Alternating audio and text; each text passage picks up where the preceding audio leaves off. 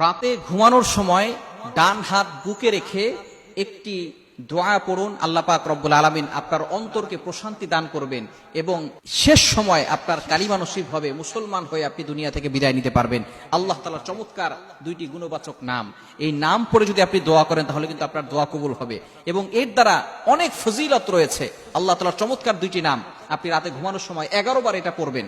আপনি যখন এখানে বুকে হাত রেখে এরপরে আপনি আল্লাহ তাআলার দুইটি গুণবাচক নাম পড়বেন, দেখবেন আল্লাহ তাআলা আপনার অন্তরে প্রশান্তি দান করেছেন, অন্তরের গুণ আল্লাহ পাক রব্বুল আলামিন ক্ষমা করে দিবেন।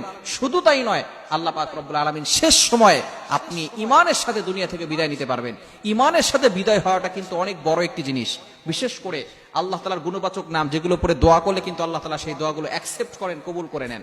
ওয়ালিল্লাহিল আসমাউল হুসনা ফাদউহু বিহা, আল্লাহ তাআলা নিজেই বলে দিয়েছেন আমার গুণবাচক কিছু নাম রয়েছে, এই নাম পরে দোয়া করলে আল্লাহ তাআলা তোমার দোয়াগুলো কবুল করবেন। সুতরাং আপনি রাতের বেলা